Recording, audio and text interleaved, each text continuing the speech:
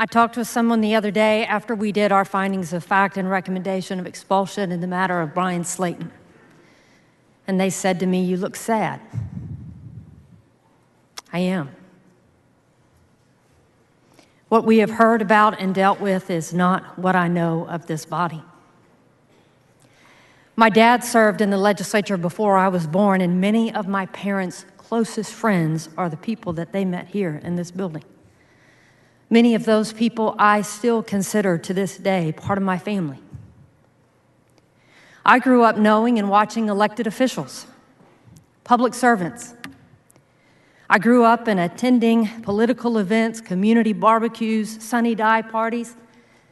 In college, I twice served as a young legislative house staffer during sessions.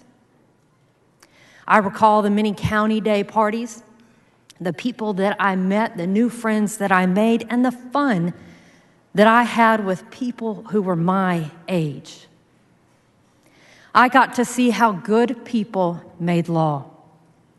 And I got to experience as a staffer how those unfortunate Texans who called as our constituents could be helped by all of us who worked in our offices, that we all were engaging in public service. And I loved it. I had an amazing experience.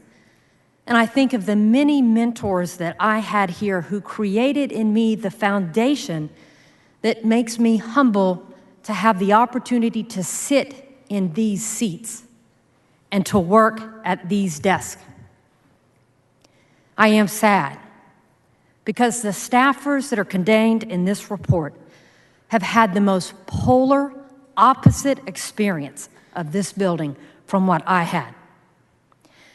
Rather than what our offices can be done to show of support for all Texans, these staffers have learned how offices can be manipulated to benefit a few.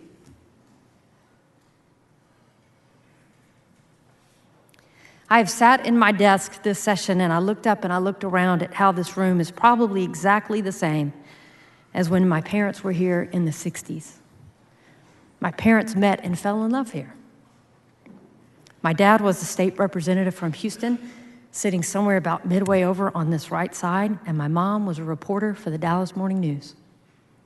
I have heard the story 1,000 times. My dad went to look for the reporter that had written an article about one of his bills. He was going to find them and tell them how wrong they were. He said he took one look at my mom and said, "You were right." And they were married happily for 49 years until my dad's death. We are not here because two consenting adults met and fell in love in the Texas house. We are here because a 45-year-old member took advantage of and abused his power over his subordinate teenage staffer. It started with slipping an underage girl some drink coins so that she could have her first real capital drink. How many of us would do that with our teenage staff? It's taking photos of her and having her take photos of him, remarking of how she looks nice and remarking on her features. How many of us would do that with our teenage staff? It's sitting with her on the bus to the football game, slipping her more drinks, spending time alone with her together to the point that others start to notice and ask questions. How many of us would do that with our teenage staff? It's creating the habit of calling in the evenings to talk and tell of the problems you're having with your wife. How many of us would do that with your teenage staff?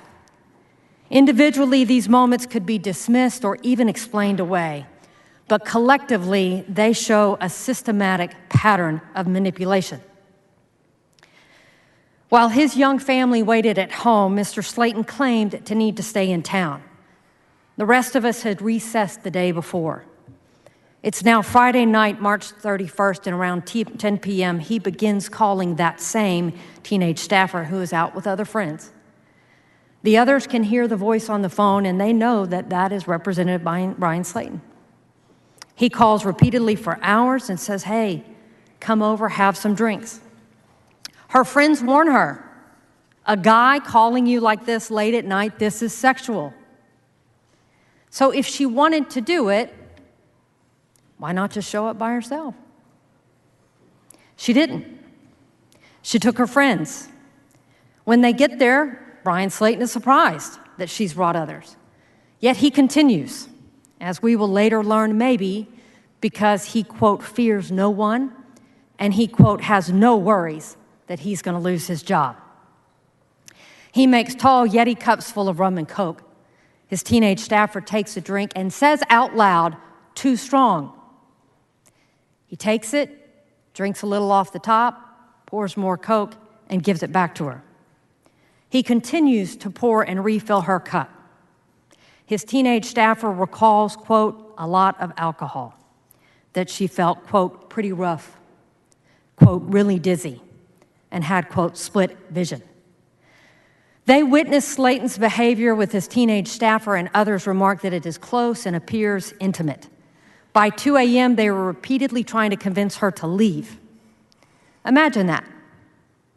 3 young adults who are trying their best to persuade Brian Slaton from committing what can at best be described as sexual stupidity and at worst, sexual violence. His response, she doesn't have to go if she don't want to. What happens next, by all accounts, is uncontroverted. They have sex. There weren't just 2 people who knew. She told someone and he told someone. In violation of all of our rules, Brian Slaton had sexual intercourse with a teenage staffer, and then when he realized he was about to get caught, he came up with a plan and tried to cover it up.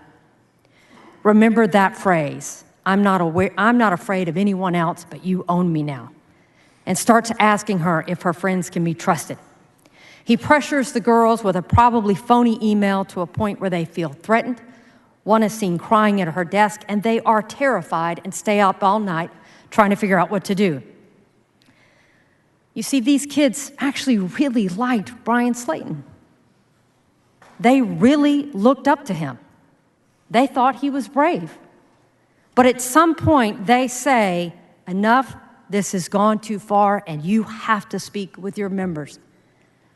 Representative 1, Representative 2, Representative 3, and Representative 4. Thank you for coming to this committee and entrusting us to begin our work. In response to the rumors that are going about, it is one of us, one of the members of this chamber, that calls him, and he confesses.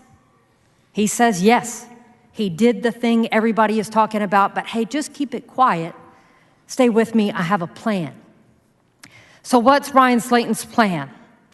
He stays in touch with his teenage staffer. He tells her not to come to work, that he too will be gone. He instructs her to stay home and stay quiet, and she complies. She believes that she loves him. To this day, she is unwilling to speak about what might hurt him most. Let us be clear, we do not fault this teenage staffer. Ultimately, she does not deny what has been said before, nor does she deny what the others say they saw, they heard, and what she told them. What concerns us is she refuses to speak to the investigation about what happened in that apartment after her friends left. Again, we do not fault her, but we question consent. We have grave concerns about her level of intoxication and her statement to others that she would not have done it but for the fact that she was overserved. We have concerns no one will speak freely. At one point, she says that he is flirting with her and he is kissing her in the office, our little extension offices. As many of you know, 6 people in and out of there, don't you wonder what the others in the office saw? This committee was created by you, for us to ask those very questions in this very situation with a legitimate complaint filed under penalty of perjury, and in this case, we had 3. We all, like you, noticed Brian Slaton's body language. At first, he wasn't here. Then he was here in sullen. And then all of a sudden, he seemed to return an air of confidence and a skip in his step. Was it because he got to her? Did she finally confirm, I won't talk about the thing that could hurt you most? We are equally disturbed by his entire office refusing to cooperate in violation of our rules with this investigation. Did he get excited when someone said, oh, don't worry, we won't let them talk? We don't know. What we do know is that every other staffer, every other witness, every other representative was able to coordinate with the investigator, find time to sit down, find an opportunity to get to the discrete location, which was confidentially being done, with a video running, gave a full statement with lawyers present for those that wanted them. Everybody, except for the people associated with Brian Slaton. As an employer in the state of Texas, we, like all others, upon a credible report of sexual harassment, must take prompt and effective remedial action to put an end to the problem. It is impossible for us to ignore the large imbalance of power between the two and his providing alcohol to her to get her into compliance and then continuing to manipulate and attempt to delay in order to cover this up. It is important for us to make sure that the young adults who found themselves in his apartment at Brian Slaton making, you never were and are not the problem. He is. Our report shows that Brian Slaton violated various provisions of our House rules and various Texas laws. And now we have seen Brian Slaton's resignation letter. We can see where the machine will go next. He's not going to play the reformed man who's atoning for his sins. He's all of a sudden remembered that he has that young family back at home. He doesn't even acknowledge the teenage staffer exists. Now that the report has been released and it has become public, she is of no benefit to him. She goes from special to discarded. In my legal work, I have spent years working on behalf of victims of sexual abuse and exploitation. We fear that dark alley, the idea of the perpetrator there with a gun or a knife, but it is this type of man that steals innocence. It is this man, not worthy of the position of trust, much less power. This is the man that stains the institution so many of us honor. And this is the man that has left us with no choice to take the vote that we have to take today.